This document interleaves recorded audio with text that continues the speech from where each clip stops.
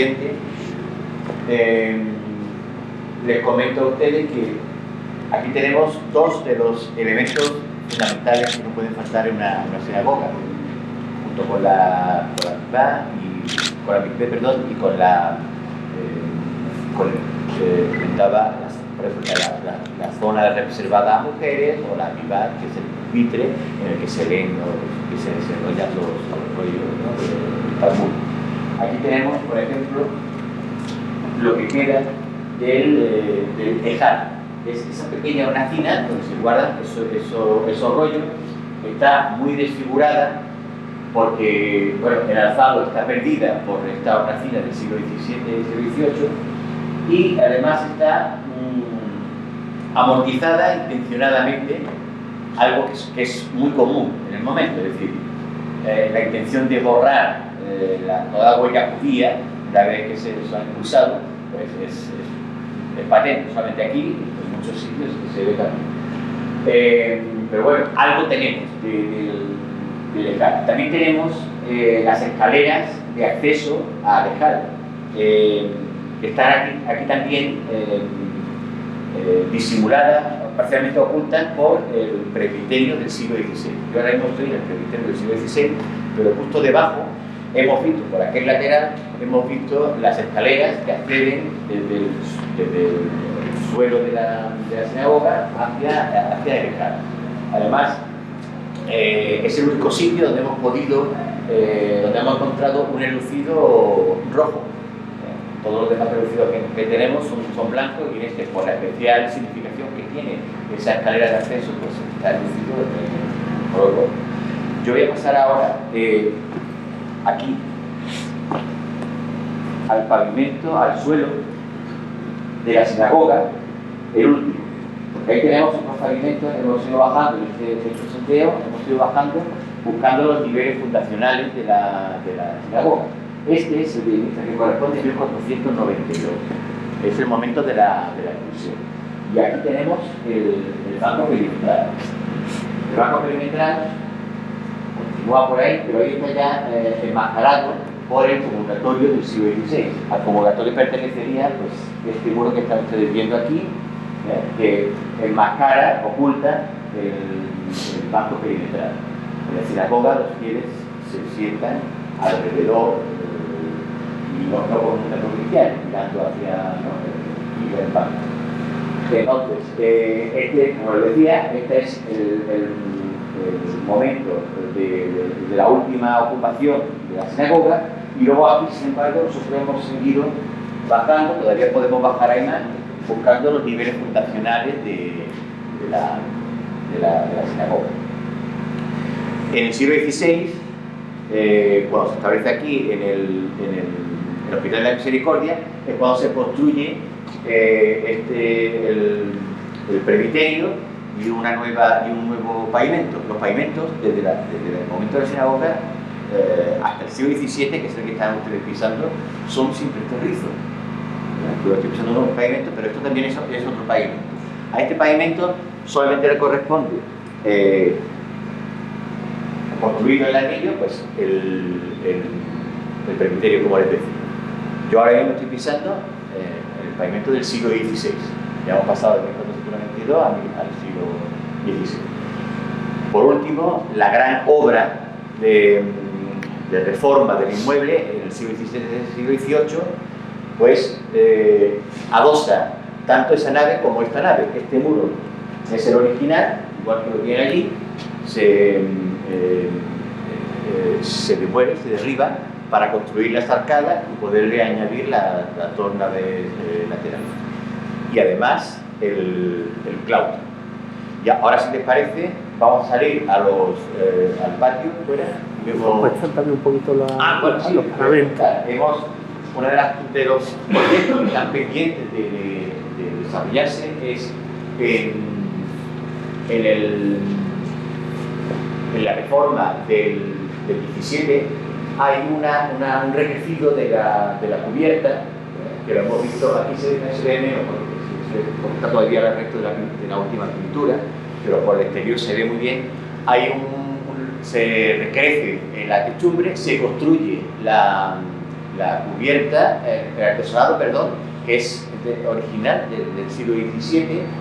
Hemos encontrado noticias de ese momento de carpinteros que trabajan aquí en Utrera, que tienen pues, mucha fama, son reconocidos. Aquí en Utrera hay otros casos de, como ustedes saben, conocen, de artesonado de muy buena calidad, ¿no? Como el Santuario de Consolación, hay varios, ¿no? Y aquí también, de ese momento corresponde esas pinturas murales que han aparecido debajo de la pintura amarilla. Las pinturas que estamos viendo ahí reproducen un programa iconográfico relacionado con la Virgen María. Solamente hemos llegado hasta esa fase porque el estado de conservación es bajo, muy malo, entonces de momento ahí en alzado no hemos querido seguir tocando. Las hemos identificado, también sabemos por noticias que en algún otro sitio, en algunos otros puntos se han visto, pero el estado de conservación nos hace dejar la limpieza ahí y ponerlo esto en manos de restauradores, de expertos que seguramente lo van a hacer mucho mejor. Y ahora, si les parece, pues, la fábrica más antigua, la del siglo XIV, es ese tapial negro que ven ustedes. Ese tapial, allí donde vean, en muchos sitios lo hemos reconocido, donde lo vean, están ustedes viendo siglo XIV, siglo XV, eso es lo más antiguo. La excepcionalidad de la sinagoga es que se conserva, a pesar de que ha habido muchas modificaciones, se conserva el alzado original, se puede restituir. Por fuera, como decía antes, se ve perfectamente las dos aguas por encima del óculo que tenemos ahí, se ve las dos aguas de la altura original, antes de que se recreciese. Esta hornacina luego es posterior, esta hornacina además se construye en el 17, rompiendo el tapial del 14 y pegándola con esa guitarra que tenemos ahí, que es la que se ha conservado hasta nuestros días. Pasamos entonces algo. Creo que nos están contando la historia del edificio. Aparentemente caótico, bueno, realmente es bastante caótico, pero sabiéndolo leer, nos enteramos, podemos conocer la vida del edificio y las distintas fases por las que ha pasado desde el siglo XIV hasta nuestros días. Aquí hemos recuperado, como algo interesante, hemos visto el acceso original, que lo tenemos ahí, se conserva la rosca del arco, el acceso original de la iglesia, y luego, bueno, con una serie de reformas, de vanos cegados, allí hay otros vanos. La iglesia originalmente tenía vanos hacia el exterior, tenía mucha más luz de la que tiene ahora, pero ahora se encuentra todo eso cegado.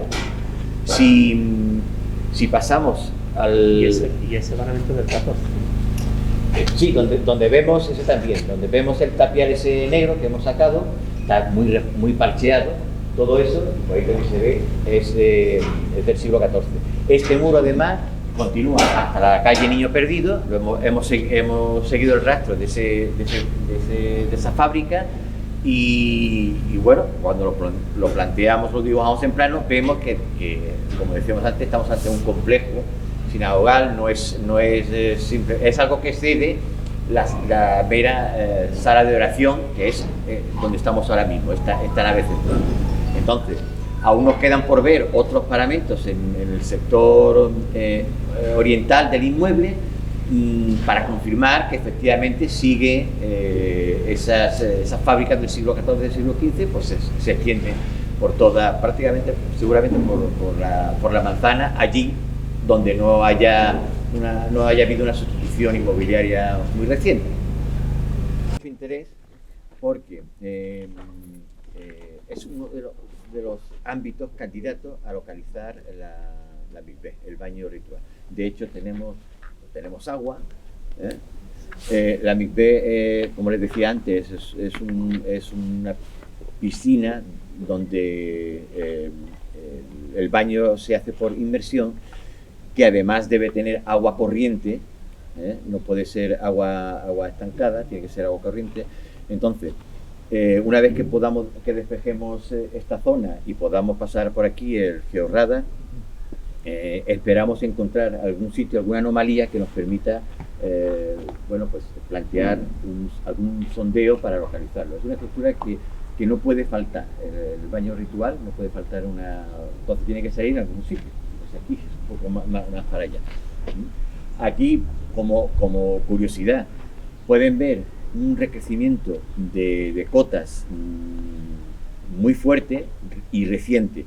El pavimento que están ustedes pisando es del siglo XVII, pertenece al Hospital de la Misericordia del XVII y del XVIII. Entonces, aquí, cuando en las finales del XIX se modifica el saneamiento y hay una subida de cota del pavimento de la calle que tenemos aquí, que es Fray Ceferino, de Utrera, y que la cota de la calle, más o menos, es esta, la que tenemos aquí. Pues aquí, que se está viviendo en ese momento, pues se recrece también para buscar esta cota y no quedar por debajo de la calle. Entonces, por eso aquí hemos encontrado aquí un relleno que, bueno, muy reciente, del 19 o así, que nos ha permitido ir también muy rápido a la hora de alcanzar estas cotas, una vez identificado y descrito ese estrato, ¿no? Y podemos ver aquí, vamos a ver el alzado original cuando también sube la cota de la calle, del viaje. Bueno, pues aquí, aparte de ver otras fases, vanos abiertos que se han cegado, como aquí hay dos elementos de mucho interés. Uno es, si se fijan, por encima de la rosca de la hornacina que hemos visto, se ve la línea de las dos aguas, de la altura original que tuvo la sinagoga. Esa es la cabecera de la sala de oración. El otro elemento de mucho interés aquí es el arco que está justo al fondo, que pensamos que posiblemente sea el acceso a la sinagoga, y posiblemente desde el adarve que tenemos aquí. Hoy está en una propiedad privada, pero justo aquí detrás de este muro tenemos un adarve que vendrá. ¿Perdón? Al complejo. Sí, cuando hablamos de sinagoga, pensemos en la sala de oración, pero también en la casa del rabino, en la escuela rabínica, una hospedería, porque en sábado no se viaja, además de no hacer muchas cosas, no pueden tampoco viajar. Entonces, si les pilla la jornada de viaje aquí, pues en sábado tienen aquí su hospedería para pasar el sábado, ¿no? Entonces, hablemos siempre, aunque se me escape hablar sobre sinagoga, entiéndanme ustedes siempre como un complejo sinagoga, con todos esos ámbitos.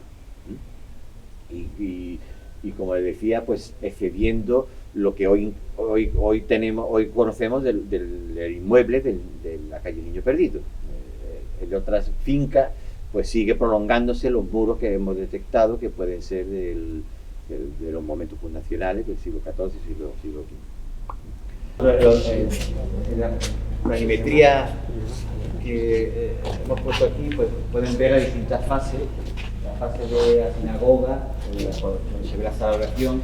En el siglo XVI no hay todavía grandes modificaciones del inmueble, simplemente pues la misma sala de oración pasa a ser iglesia, y luego en el siglo XVIII sí hay una gran reforma donde a la primitiva sala de oración se le añaden la nave del Evangelio y de la epístola, y se construye el claustro. El claustro, una de las zonas donde está previsto intervenir es precisamente aquí, para intentar recuperar su configuración original. Allí ahí está cegado, la arcada está cegada, ahí iría una galería igual que esta, y ese cuerpo de ahí es contemporáneo. Ahora también se prevé demolerlo para recuperar toda la extensión del claustro, que es a la pared, por lo menos, al menos hasta la pared del fondo.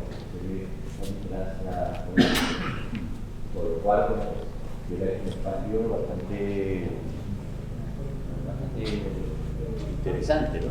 Y luego falta la parte de arriba, donde también se ven modificaciones, porque esa ventana es originalmente otro balcón también. Nos falta, como les decía antes, la pared del fondo, nos falta confirmar que pertenece también a la Fundación Hogar, como ya hemos confirmado hasta la misma puerta. Volvemos a encontrar la fábrica original del siglo XIV, muy modificada, como pueden ver, por todos esos vanos que se abren, se ciegan. Y en la galería alta está muy bien, pues, el día que sea accesible, pues, será muy interesante de ver porque se conserva muy bien. Pues, como decía, pues, hay algunas habitaciones que pertenecen al inmueble, otras que ya no pertenecen al inmueble porque se han segregado por el proceso natural histórico del inmueble, que pertenece al vecino, son colindantes. Pero bueno, lo que se conserva nos puede hacer una idea muy cabal de la configuración del claustro en el siglo XVII y XVIII, cuando el Hospital de la Misericordia, digamos, vive su momento de mayor apogeo. ¿Algo más que preguntar? Bueno, sí, ahí ha salido una crítica. Lo actual. Entonces, tengo que decir una crítica que tampoco se ha seguido excavando. Esperanza de que especialistas de antropología física puedan excavarlo, porque una cripta, si está llena, es una cosa muy complicada de excavar. Se puede imaginar que la posición, la vida es muy caótica de restos humanos, eso, para no perder información lo tiene que hacer un equipo especialista. De momento la tenemos ahí en reserva, igual que otros sectores, y vamos a ir, como decía José Briante, poco a poco. El proyecto se ha planteado con una estrategia modulada, de manera que podamos no entrar de una manera brusca en la investigación, sino con objetivos muy concretos. Vamos modulando por fase, de manera que, y con objetivos muy concretos para cada fase. Por ejemplo, como decía José Briante, ahora estamos trabajando en aquellas actuaciones que permiten poner en paralelo al mismo tiempo el proyecto abierto por obra, para empezar ya a difundir y a que conozcan bueno, pues la ciudadanía conozca el trabajo que se está haciendo aquí. Entonces, esas actuaciones pues van a permitir que pronto pues haya sea fácil el acceso para el público, mientras también estamos trabajando nosotros, con lo cual vamos al mismo tiempo desarrollando esas dos vertientes, la investigación por un lado y la difusión y la recuperación de la vivencia de los ciudadanos, de los suteranos.